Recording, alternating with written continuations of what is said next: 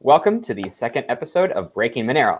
Breaking Monero is a series of episodes where we explain the limitations of Monero security and privacy in a comprehensive and understandable way.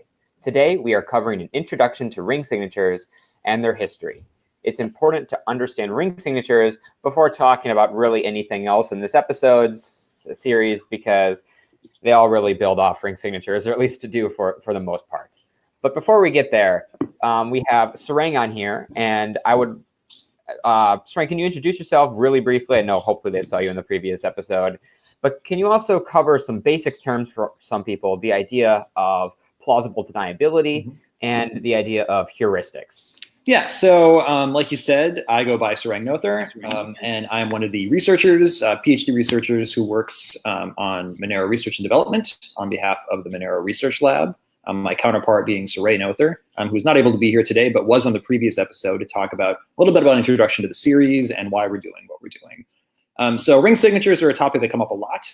And as we're going to talk about later and in future episodes, I would say they're kind of the pain point and the sticking point for issues that people have with Monero. And one of the things that we've had to deal with iteratively over time in order to strengthen Monero for people.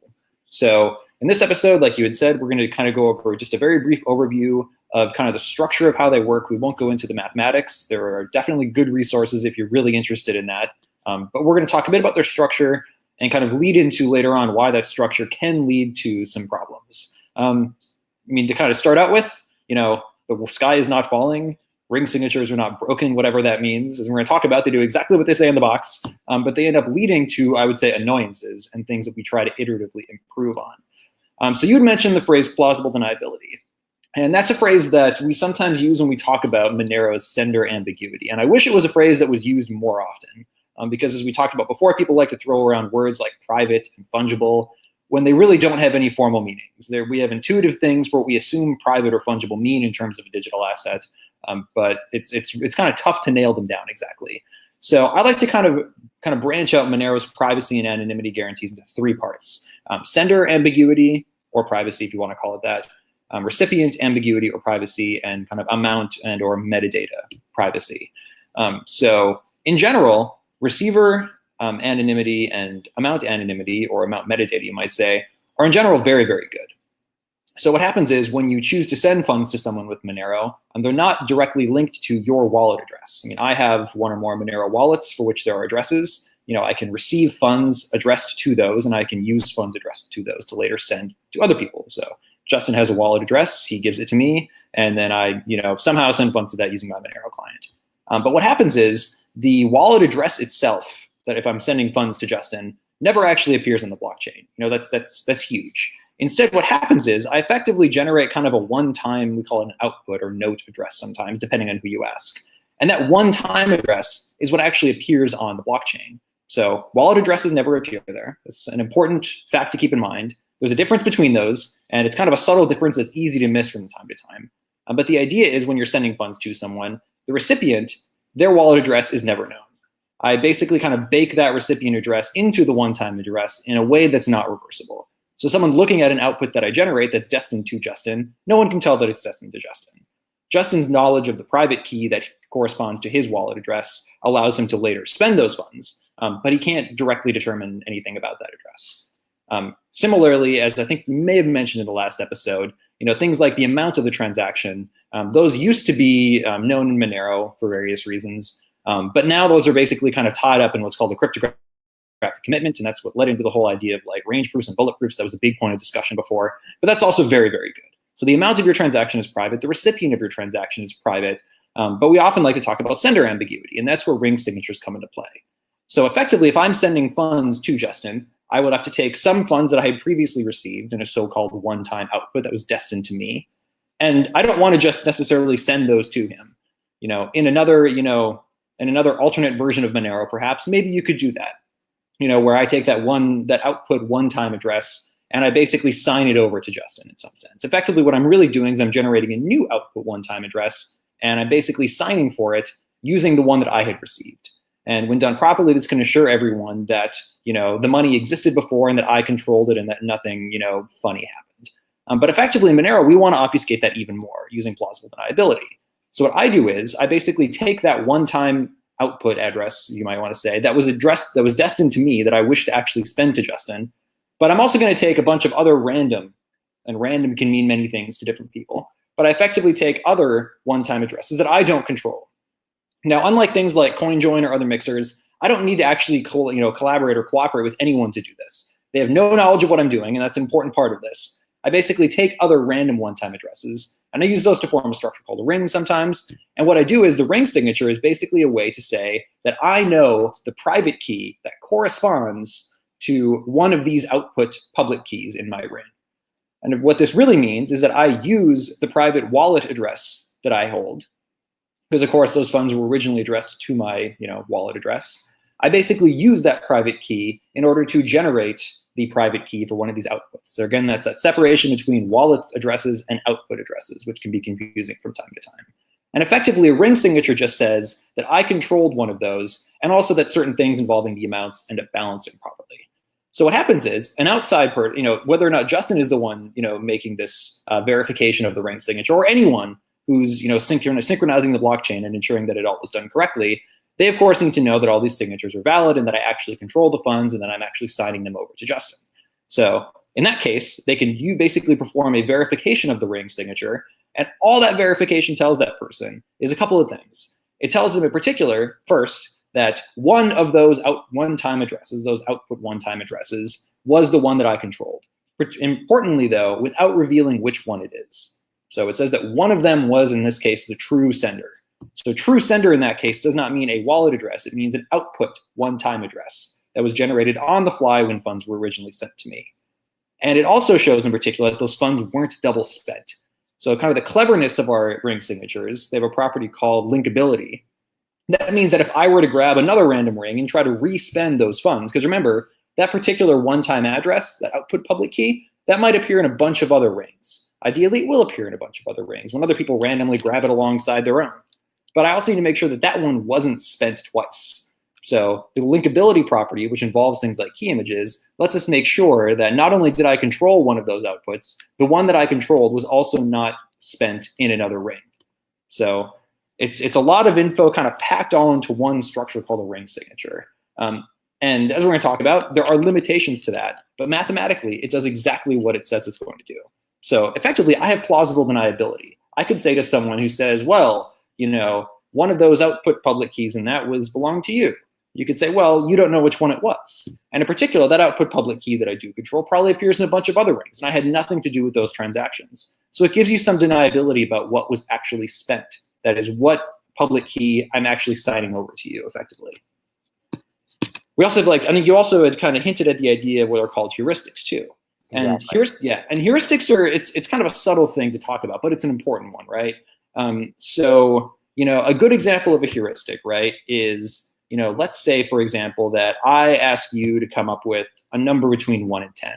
And let's suppose that I ask you to write that number down, and I ask you to seal it up in an envelope so that I can't see it. So I turn around, you write down a number between 1 and 10, you seal it up in an envelope. I don't get to see it. Now, I, being a smart person who knows a little bit about, statistics and such, I happen to know that in general, people will typically not choose the number 1 or the number 10. It's actually true. People don't like the idea of extreme values. So I think to myself, you probably didn't write down 1, and you probably didn't write down 10. In particular, I know that I think it's 3 and 7 are the numbers that are most typically picked if someone asks you to pick a number between 1 and 10. So I might think to myself, aha, I bet you picked 7. And statistically, if we did this game over and over and over again, and you behaved like, a rational human being does, more often than not, you probably will pick the number 7 in there. But here's the thing. Unless you actually show me what that answer is, I have no idea if that's true or not. So effectively, what we would do in the kind of ring signature heuristic case is you would do this. You would write down your secret number. You would put it in the envelope. I would say to you, I think you picked the number 7. And instead of telling me, you just eat the envelope and walk away. That's a heuristic. Can I do anything with that information about you picking 7? I don't know. Maybe. Maybe that has some significance in our real lives somehow. But it's not checkable. It's not provable. It's just me using information about how I think you're going to operate in order to gain some information that I might try to use. So there's kind of we're going to talk a lot about different heuristic approaches to ring signature analysis, but those things are not necessarily the same as any kind of proof. So that's important to keep in mind. There are a whole lot of different pieces of metadata and patterns of usage that we've iterated on over time that deal with heuristics. But it's important to remember when we say heuristics, we do not mean a proof. So can you do something with the heuristic? Absolutely. But is it provable? The answer is no. So ring signatures, when used in the ways that we're going to talk about correctly, do provide plausible deniability, even though an adversary could try to come up with heuristics over, in particular, what they might think the actual sender of a ring signature is. So it's important to remember, mathematically, ring signatures do exactly what they say on the box. They provide plausible deniability absent external information. But as we'll talk about, different kinds of external information can allow an adversary to, in Monero's early history, find out actual provable information, and later on in its history, determine heuristic information that's not necessarily provable. No, I just really like that heuristic example because it helps keep things in perspective. So there's some things that probably break down your plausible deniability, things like zero decoy that we'll talk about in future episodes, where you can look completely based off Monero's on-chain data and say, based off this information, I know for sure that something occurred.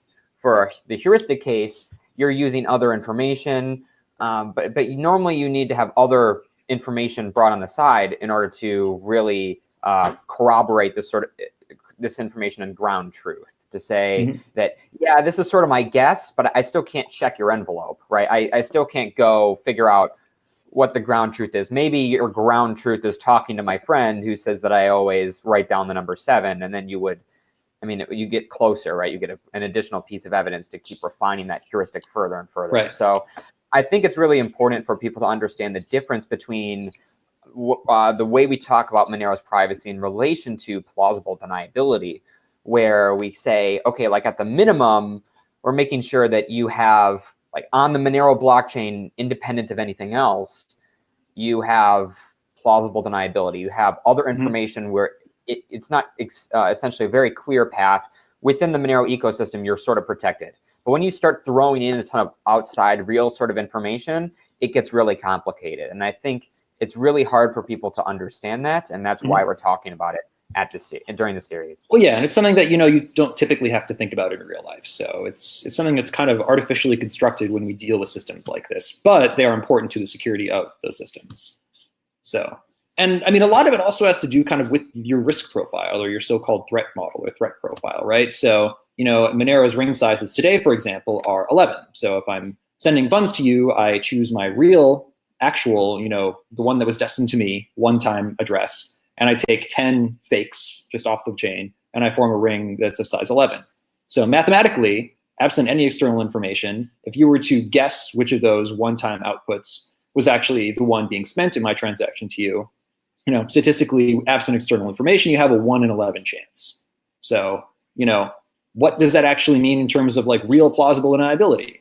If you're, dragged before some court or magistrate and they say, aha, we have somehow through external information figured out that one of the outputs in this ring belongs to you. Were you involved in some shady business? And you can say, well, mathematically, it's a 1 in 11 chance. Is that good enough for your use case? Well, that depends, right? I mean, that depends on the legal system and all sorts of other things that are, outside of kind of the mathematics of Monero in particular. Maybe that is a big deal. Maybe it's not. Before the episode, we talked about kind of an example where you said, well, okay, use the example of like Voldemort, right? Voldemort is a super bad guy in the Harry Potter universe. I'm told, not a Harry Potter fan, but I'm told that this is true. So, perhaps Voldemort sees that one of your one-time output keys occurs in a ring and sees that, it is a 1 in 11 chance that that's yours. Or maybe the rings are even bigger someday and Voldemort sees that it's a 1 in 100 chance. Maybe under that threat model, Voldemort doesn't really care about the law, and Voldemort just like casts a horrible spell of death on you anyway. Well, in that threat model, the fact that you were basically using Monero at all meant that you're kind of hosed. So, it really is dependent on your threat model, and that's not necessarily very comfortable to tell people, right? When you say how much plausible deniability is enough plausible deniability for me, that is entirely dependent on your situation. As we'll talk about later too, we believe in the Monero community generally that the use of ring signatures, when done correctly, is the best current way, to safely use digital assets. So whether or not that applies to you really depends on your personal threat model. We believe that for most threat models, it's sufficient. But, always important to keep in mind the Voldemorts of the world, right? If the fact that you used Monero at all ends up somehow implicating you, then, well, that's a problem for you. Absolutely. Okay, thanks, Sarang, so much for that introduction. Sort of to re-summarize about ring signatures, they allow users to send transactions where the outputs, or notes as they're sometimes referred to, kind of like individual dollar bills, appear to come from more than one plausible location that can come from several. And without ring signatures, like you have with Bitcoin, it's really clear what source of funds is actually sent. But with Monero, we make that a bit ambiguous by saying it could have come from one of several places. Right. And, in Bitcoin, they do in fact have a similar type of signature. The mathematics is different, but effectively you do the same thing where you basically sign, a note over to somebody else, in effect. Whereas Monero, you are signing on behalf of one of a possible group of notes to someone else. So it's kind of a generalization. Yeah. Would you say that ring signature is used as a technology to hide where Monero is coming from is a good way to get the point across, or is it a little bit of a oversimplification? I think it is, because when people say where it came from, I think they often assume that it has to do with wallet addresses. And remember, that is not the case. So to be absolutely clear, your wallet address that you can look up on whatever Monero app you use, the really long one that usually starts with 4, for example, that never appears on the blockchain, ever, ever, ever. It is not mathematically possible, unless you tell someone additional information, for some random observer to look at transactions on the blockchain and determine what address they came from or were destined to. There is no way to do that.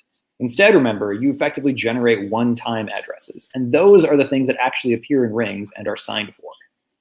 So yeah, so it's almost like when we say it hides where the funds are coming from, it's sort of it's effectively another level of obfuscation that we often don't talk enough about. Yeah, exactly. Okay, cool.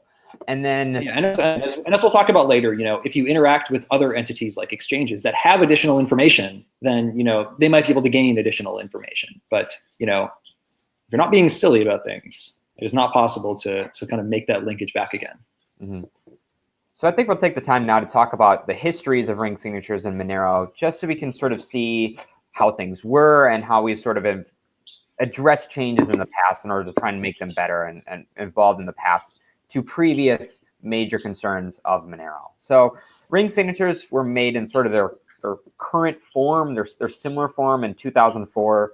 And the original perceived use case for these were voting, where you would have several people vote, but you want to make sure that one person doesn't vote twice. They actually called these linkable ring signatures, not because you can trace who is voting, but you have the sort of key image component like we have in Monero to prove that someone isn't just selecting sources of possible votes and casting them multiple times. I believe that was sort of the initial thought process. Yeah. When we talk about linkability in like this cryptographic construction sense, we're really saying, is it possible to link two signatures as having come from the same source, even if you don't know what that source is?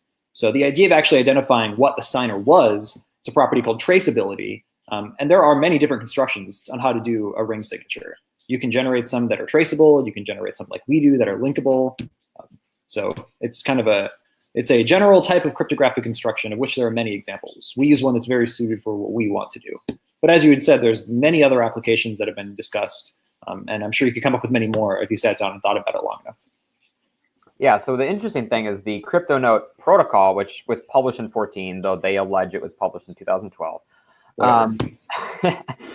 It sort of took the idea and said, hey, instead of voting, let's make this used for sending transactions where we can make it appear that they're coming from several different stealth addresses. These outputs are coming from, the transactions are coming from several possible outputs instead of just clearly coming from one specific area. And this is a pretty novel application because it allowed you to do a sort of mixing process, but it did not require interactivity.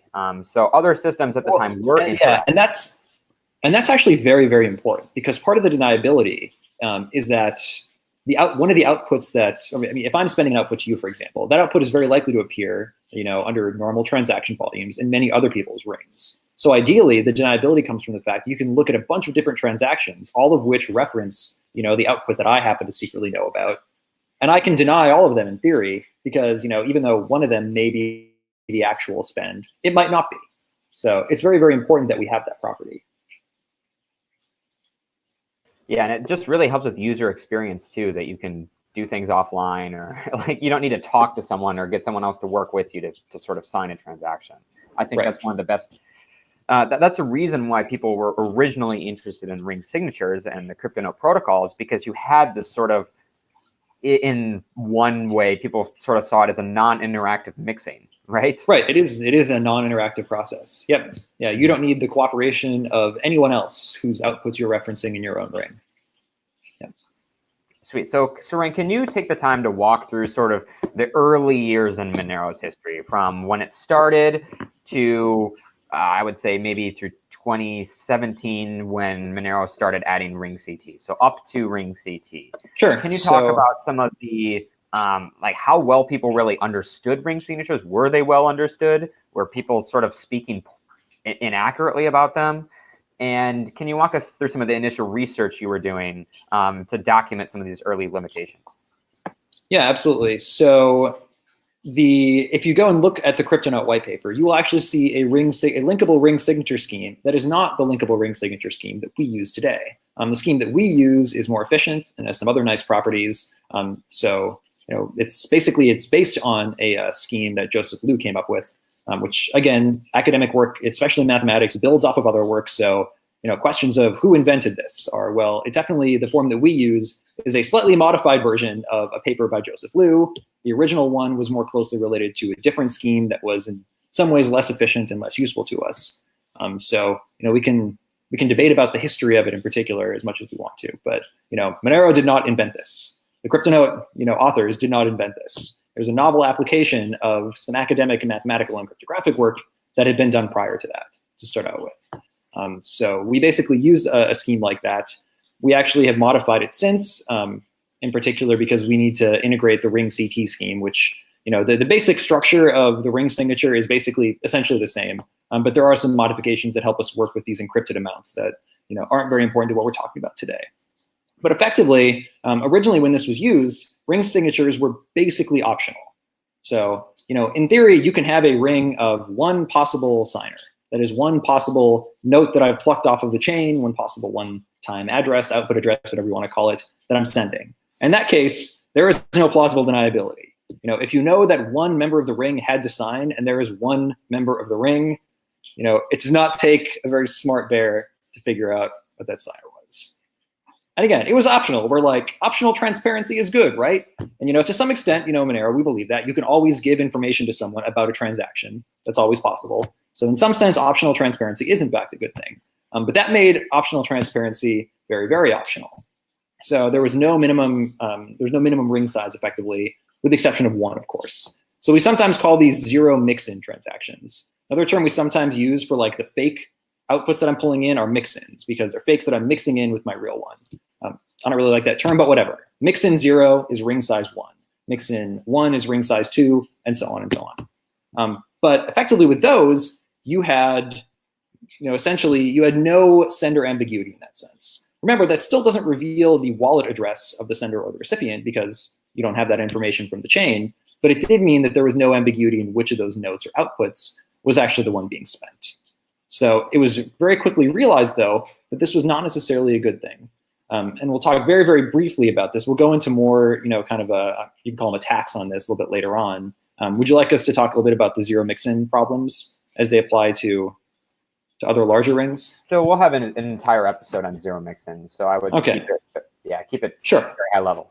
Sure. So again, even though having a zero mix-in or ring size 1 transaction removes sender ambiguity, you still have that extra layer of obfuscation caused by one-time addresses. So does it immediately identify you as the wallet address? No, it does not. We'll talk later about kind of how we at Monero Research Lab and other members of the Monero community and elsewhere, realized that there were other consequences to this. Because remember, a ring signature doesn't really exist in isolation on the chain. It uses outputs that are likely to occur in other ring signatures. So, in some sense, the actions that I take in some ways can affect the actions of other users' ring signatures too. And this is something that's kind of a constant theme throughout everything that we're going to talk about. And there are, in fact, other reasons why these zero mix-in transactions are bad. But at any rate, we realized that these zero mix-in transactions were bad. And after that, basically decided to start implementing minimum requirements.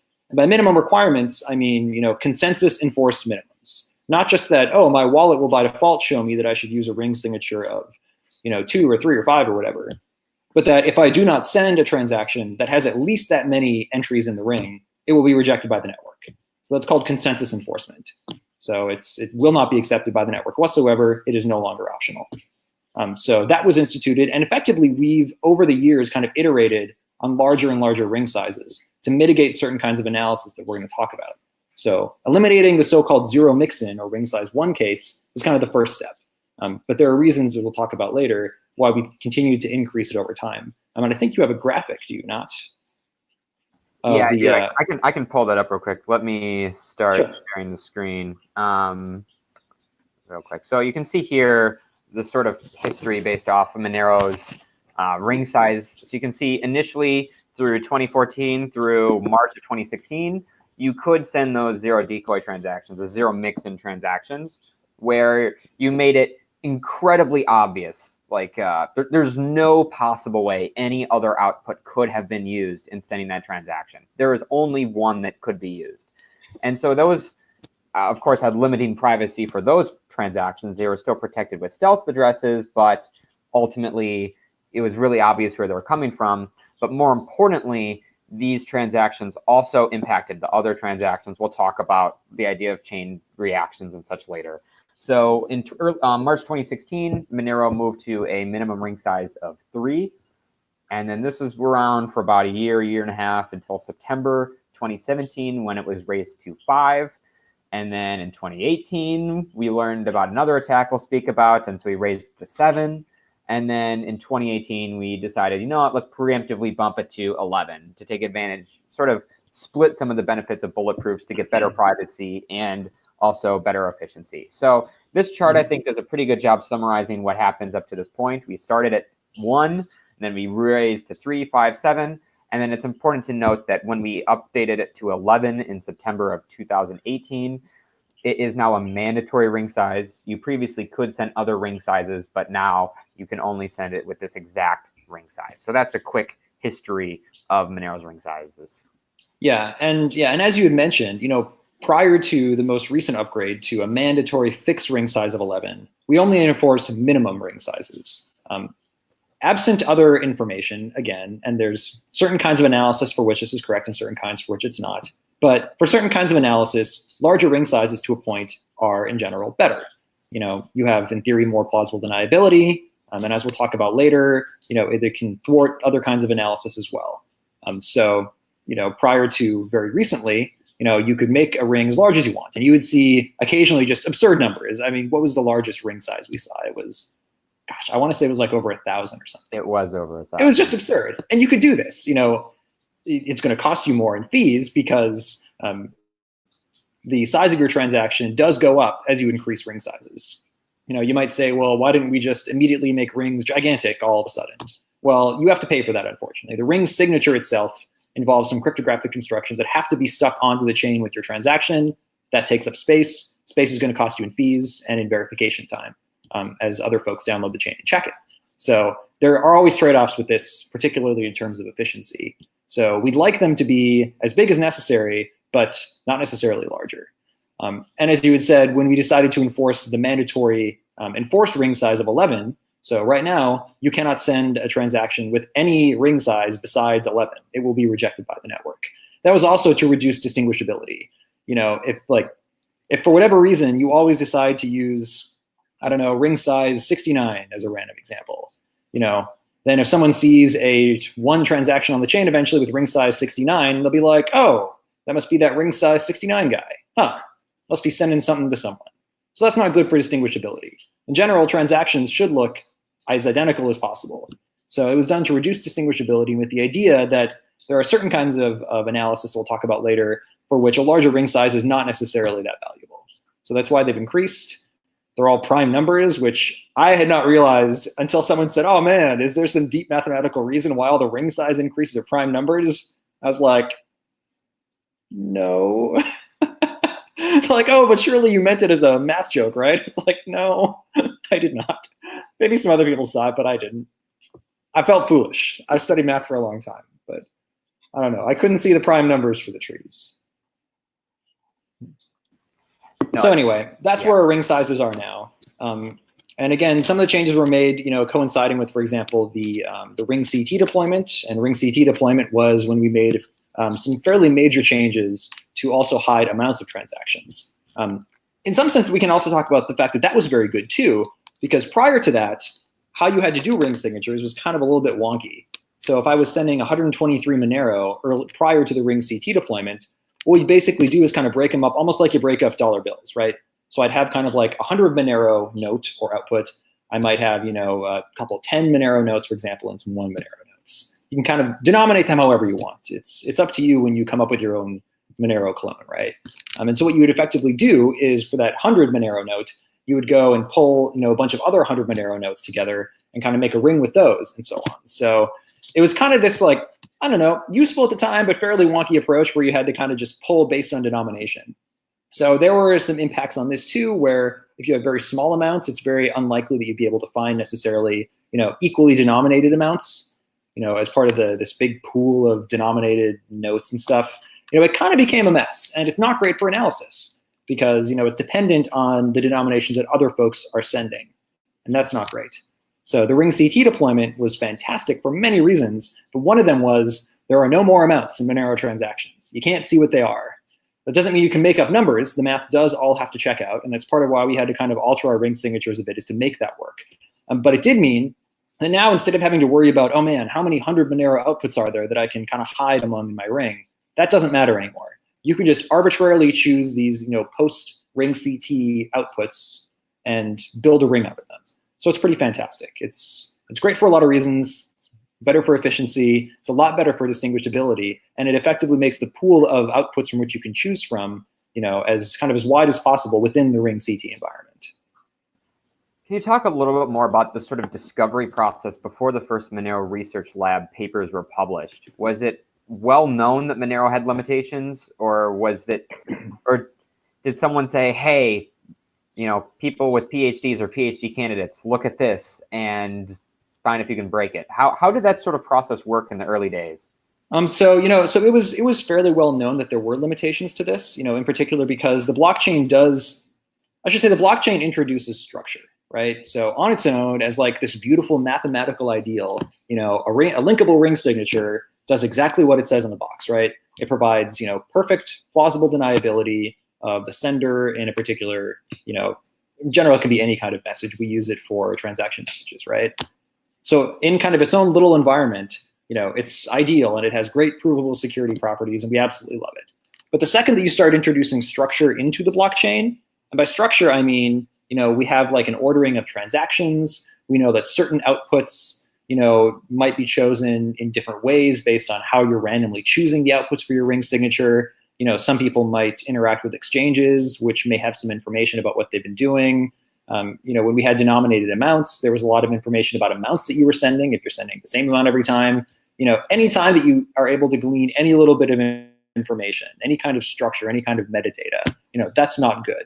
That is something that an adversary might be able to use to generate either some kind of provable analysis or some kind of heuristic, which, as we said, is basically an unprovable guess based on, supposed behavior. So some of those things were known. They weren't necessarily formalized right away. They are kind of documented in some, it's very, very hip these days to publish a paper on some little part of Monero analysis. And in MRL, we get sent papers, often of not the highest quality, talking about some little part of Monero's analysis, often involving ring signatures. But in the early days, we didn't really have a lot of that. Some of the Monero Research Lab papers, the numbers are I always forget the numbers, I think it's 1 and 4, talk about some of those early analyses. One of which involves things involving zero mixin transactions, how that interacted with some of the earlier kind of pre-ring CT denominated amount stuff. And some other ones also had to do with some so-called chain reaction attacks that we'll be talking about, I believe, in the next episode or a later episode. So it's very much kind of an ongoing process. And, part of why I like the fact that Monero is able to kind of iterate so well with its, regular network upgrade schedule is that we can take into account some of these things that are found and iterate on them. An asset, for example, like Bitcoin, that doesn't really have to worry about this. Bitcoin is about as transparent as you can possibly get. There's really no privacy concerns in that sense on which they have to iterate. But for something like Monero, the analyses aren't going to get worse. The analyses that people do are only going to get better. And that's not a bad thing. When folks do publish work, whether or not it's high quality, like I like to see it because I like to know that we can use that information to make Monero better.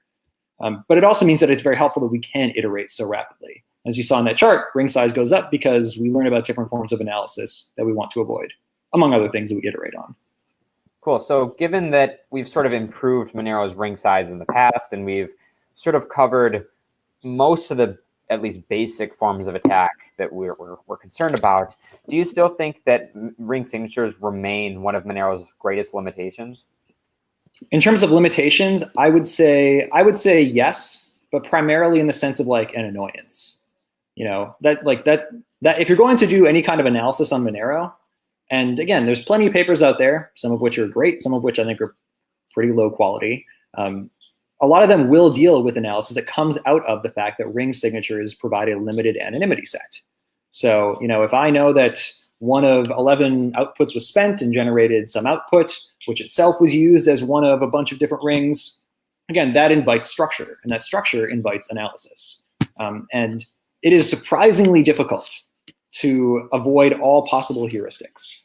So if someone points out, my goodness, there's a heuristic there, I'm like, yeah, anytime you have structure, you're going to be able to come up with, some kind of metric that you might use to try to make informed guesses about, what output a true sender is. And generally, if you're using Monero well, that doesn't really have a practical impact on your privacy, but it's still something we want to avoid because, again, attacks don't get worse, they only get better over time. So I would say that it is the biggest source of annoyance. I've long been an advocate of, someday we will get rid of ring signatures and it will be a good thing if we do it correctly. And I still think that that is absolutely the case. A lot of what we do ends up being analysis surrounding that. And, it's a good thing that we're using our time that way, but if we could move on to something that's better in terms of sender anonymity and ambiguity, we could use our time elsewhere. And that might be nice. Sorry, unmute myself now. So given that, why hasn't Monero sort of tried to move on to one of these other systems? It doesn't seem to be developing one of these other systems yet. Mm-hmm. Is it just that ring signatures are sort of still the best thing we're aware of now, or what are the given circumstances? Yeah, so like I had said before, for some kinds of analysis, not all of them, larger ring sizes are better. And I kind of use larger ring size as kind of a proxy for sender anonymity sets.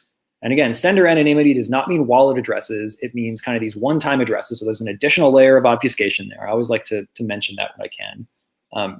But again, making just arbitrarily large ring sizes, while it would help some attacks and analyses, is hugely cost ineffective. So for example, if we went from ring size 11 to like ring size 1,000, so your output is one of 1,000 that you just plucked off of the chain, for example, that is going to be a very, very large transaction. And is going to be, fairly expensive to generate that ring signature, because when you do a transaction, part of the time it takes is actually generating this cryptographic ring signature structure. And it means that everyone else who downloads the blockchain pays for that space, and also for the time it takes to verify that that was done correctly. They're very small amounts of time, like on the order of tens or hundreds of milliseconds per transaction, to verify that the ring signature is correct, and that's important to do. But that really adds up, right? When you have a few million transactions and everyone says, my God, why is it so slow to do blockchain validation? That's part of it. Those little times add up over time. So some things would be made better if we could do that. But unfortunately, we don't know a way to make a very, very large ring signature that is also efficient. There are some schemes that have been proposed for doing similar linkable ring signatures in ways that would let us make the rings very large, like on the order of 1,000, without taking up that much space. But unfortunately, mathematically, you have to pay for that with verification time. So the answer to that is like, can we make ring sizes bigger? Not without paying, some horrible consequence, right? There's always like a horrific catch to it. And that's the horrific catch for that. Like you'd kind of hinted at, there are other schemes that do not use ring signatures at all for sender ambiguity and anonymity.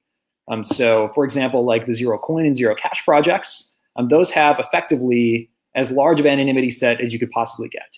That is, their anonymity sets are effectively every single note or output or whatever they call it that has been placed onto the chain.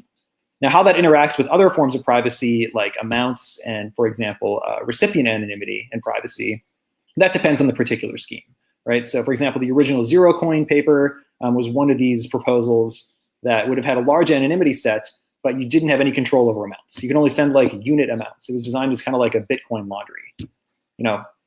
Cool, I guess, but they paid for it in other ways. In particular, by not being able to have particular amounts. And also trust comes into play a lot. So the Zero Cash project, for example, of which Zcash is kind of a modified instantiation, that kind of solved the zero coin problem by allowing you to do arbitrary amounts. If you've used the Zcash system, for example, you can send whatever amount you want, kind of like in Monero. And you do get a very large anonymity set if you stay within this Zcash so-called shielded pool of fairly private transactions. But in that case, they pay for it originally in terms of generating the proofs involved with that. They, while being very, very small, which is good on the blockchain, took a long time to generate. So they paid for it in that sense. And they also paid for it in the now probably famous or infamous, depending how you look at it, Zcash multi-party computation, or why am I blanking on the word they use for that? The ceremony, right? Where the Zcash instantiation of this big proving system that lets them do all this fancy math involved some computation that you had to basically trust that the folks who did it were not compromised, or at least that one of them was not compromised. So there's always these limitations, right? Ideally, we want something that has very, very large sender anonymity. We also want something that allows us to do arbitrary amounts, for example, like Monero and Zcash do. We also want something ideally that doesn't require me to trust that a group of people did some original ceremony correctly, because maybe I trust them, but maybe I don't. And I also want to make sure that that's efficient, right? Originally I couldn't use, for example, a phone to do a shielded Zcash transaction because it took a long time, even though they were able to have very small proofs. Whereas in Monero, we can do stuff pretty quickly, but if I want to increase that ring size, I got to pay for it in terms of space and a little bit in terms of time. So the answer to that, to make a long story a slight bit longer, is that there is nothing right now that gives us everything that I want. And that's a very hot topic of academic research right now, is how to get rid of some of those things that we don't like.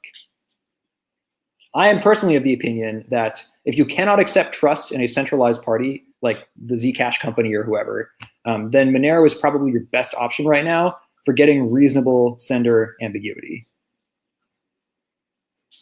But again, someday, ideally, we'll be able to get all of those things that we want, and I would love to move to that if it works for us. Excellent. So are there any other final thoughts you want to have in this sort of initial introduction to ring signatures and like their history before we move on in future episodes to the specific attacks on them and other aspects of Monero? I'm trying to see in my notes if there's anything else. Yeah, I mean, the gist of it, I think, is really that they do what they say on the box, but blockchains introduce structure. So that's where a lot of our annoyances come from. The process has definitely been iterative, but that's because that we've been learning over time, what's the ways you can use external information and that structure that's introduced by the blockchain and people's interactions with it, that those things are what give us the problem. So when you might kind of flippantly say, oh, ring signatures have all these problems. Well, like, not really. Like the structure itself, like the cryptographic ideal mathematical construction, that you can read about in the academic literature, does exactly what it says it's going to do. The ring signature itself is not broken.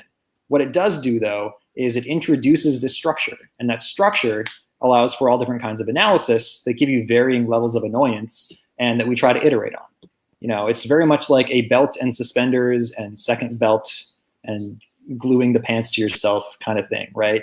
Where we try to iterate on things that we think could potentially be, any kind of a problem for our users, in order to improve privacy to the extent possible. Like we said in the first episode, privacy is not a switch you flip on or off.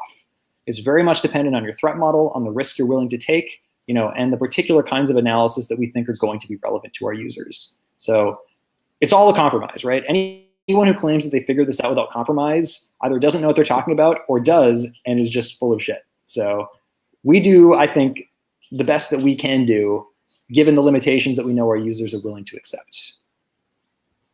And so to leave us to the last comment, is there any sort of risk, like there's one major risk that users should sort of avoid, one action users can do to avoid the majority of risks? What would that really be?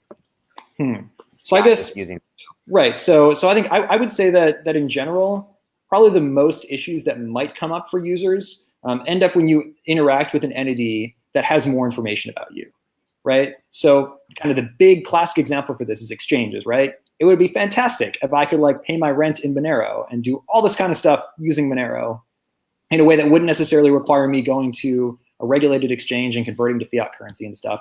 But I also understand that's not the world we live in. And if I'm going to pay my rent, I'm probably going to do that in my local currency.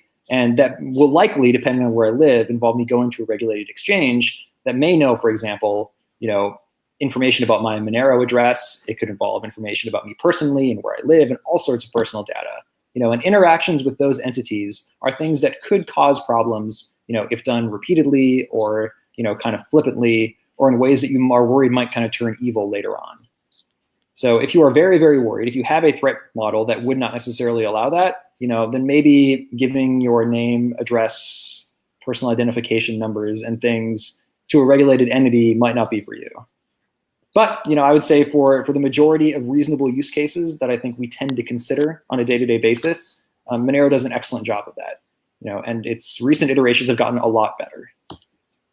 So ring signatures, I wouldn't say worry me; they annoy me. Mm-hmm. All right. So with that annoyance, thanks, Sarang, for your insight today. It's gonna get so much more annoying when we go into details on particular annoyances.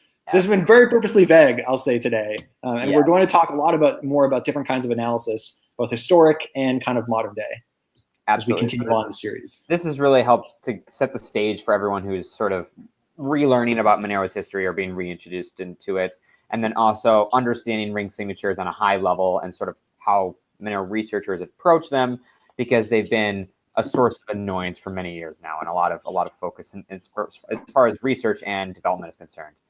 Yeah, and I mean, and if any of the viewers want to know more, if they're a little bit more mathematically inclined and want to know a bit more about the details of how they work, resources.